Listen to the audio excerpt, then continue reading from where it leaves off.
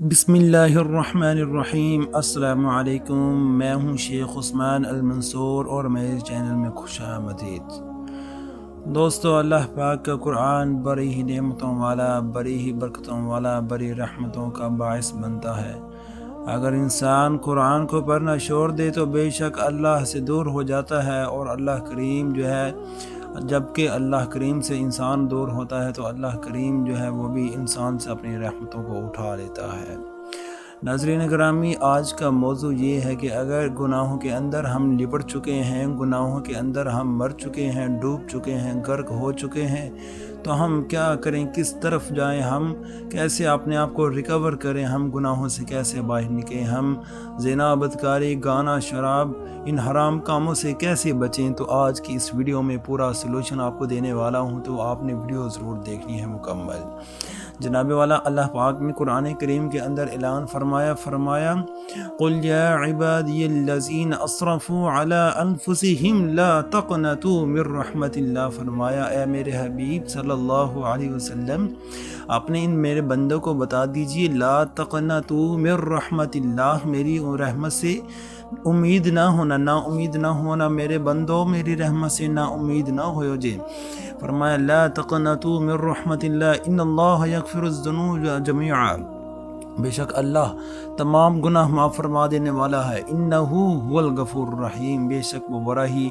مہربان اور بخشنے والا ہے۔ تو ناظرین گرامی، اس آیت سے یہ ہمیں سبق ملتا ہے کہ جتنے بھی زندگی میں گناہ ہو چکے ہیں، ہمیں گناہوں کو چھوڑ کے صرف ایک اللہ کی طرف آ جانا چاہیے۔ بے شک ہم ساری زندگی زنا، بدکاری میں، شراب نوشی میں، حرام کاموں میں، چوری میں، جوا میں ہم ملوث رہے ہیں، لیکن جب بھی موقع ملے، جب بھی اللہ کی یاد آئے، اللہ کی طرف لوٹ جاؤ میرے بھائیوں،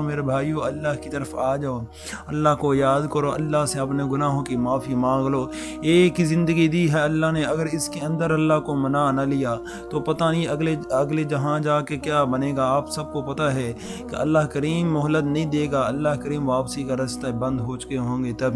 میرے مالک ہم سب پہ رحم فرما، ہم سب پہ کرم فرما، ہم بڑے تیرے گناہگار بندے ہیں میرے مالک۔ تو میرے بھائیوں، اللہ سے دعا کیا کرو، اللہ سے بخشش کی دعا کرتے رہا کرو۔ تو سب سے پہلا طریقہ جو آپ نے کرنا ہے وہ یہ ہے کہ سب سے پہلے آپ نے اللہ کریم کی رحمت سے نا امید نہیں ہونا، مایوس نہیں ہونا، نا امید نہیں ہونا۔ بس دل میں یہ ضرور رکھنا ہے کہ میرا اللہ موجود ہے، وہ مجھے جو دیکھ رہا ہے، میرے گناہوں کو دیکھ رہا ہے، میں گناہوں میں ملوث بھی ہوں پھر بھی وہ مجھے دیکھ رہا ہے، میرے اوپر رحمت کر رہا ہے، میرا مالک مجھے اپنے سائے میں لیے ہوئے ہے۔ پہلی بات اپنے دماغ کے اندر یہ بٹھا لینی ہے کہ اگر میرے سے گناہ سرزد ہو جائے تو میرا مالک مجھے معاف فرمانے والا موجود ہے، میرا داتا اوپر بیٹھا ہے جو مجھے دیکھ رہا ہے، وہ میرے عیبوں پہ پردے ڈالنے والا ہے، میرے گناہوں کو معاف فرمانے والا ہے۔ پہلی بات آپ نے یہ اپنے ذہن کے اندر رکھنی ہے، اور پہلی بات بہت ہی ضروری ہے یہ کہ آپ نے اپنے ذہن کے اندر یہ بٹھا لینا ہے، فکس کر لینا ہے کہ اللہ کے علاوہ نہ میری کوئی مدد کر سکتا ہے، نہ میرے گناہوں کو کوئی معاف کر سکتا ہے، نہ میرے عیبوں کو کوئی چھپا سکتا ہے۔ یعنی اللہ کلا ہے، واحدہ ہے، یکتا ہے۔ جیسے کہ نماز کے اندر اکثر لوگ دعائیں کیا کرتے ہیں اور بہت سی دعائیں کیا کرتے ہیں، ان میں سے ایک دعا بہت ہی پیاری دعا ہے، فرمایا اللہم انی ظلمت نفسی ظلما کثیرا ولا یغفر الذنوب الا انت فاغفر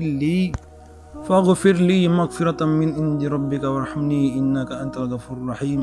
اس کا ترجمہ یہ ہے کہ اے اللہ، اللہم انی ظلمت نفسی، اے اللہ میں نے اپنی جان پہ بہت سے ظلم کیے ہیں، اللہم انی ظلمت نفسی ظلما کثیرا ولا یغفر الذنوب، اے اللہ میں نے اپنی جان پہ بہت بڑے بڑے ظلم کیے ہیں، ولا یغفر الذنوب، اور ولا نہیں، یغفر الذنوب کوئی معاف کر سکتا گناہوں کو، الا انت مگر سوائے تیرے، فاغفر لی مجھے معاف فرما دے، وارحمنی انک انت الغفور الرحیم۔ اے اللہ، اس کا خلاصہ یہ ہے جناب کہ اے اللہ میں بہت ہی گناہ گار ہوں، بڑا خطا کار ہوں، اور میں نے بہت سے گناہ کیے ہیں، مجھ سے بہت سے گناہ سرزد ہو چکے ہیں، بہت سی خطائیں ہو چکی ہیں، مگر اے میرے مالک تو ہی ہے وہ جو کہ میرے گناہوں پہ پردہ ڈالنے والا ہے، مجھے معاف فرمانے والا ہے میرے مالک۔ تو جناب والا، اس طریقے کو آپ نے اپنانا ہے، انشاءاللہ آپ کو ضرور کامیابی ملے گی اور آپ کا دل مطمئن ہو جائے گا انشاءاللہ۔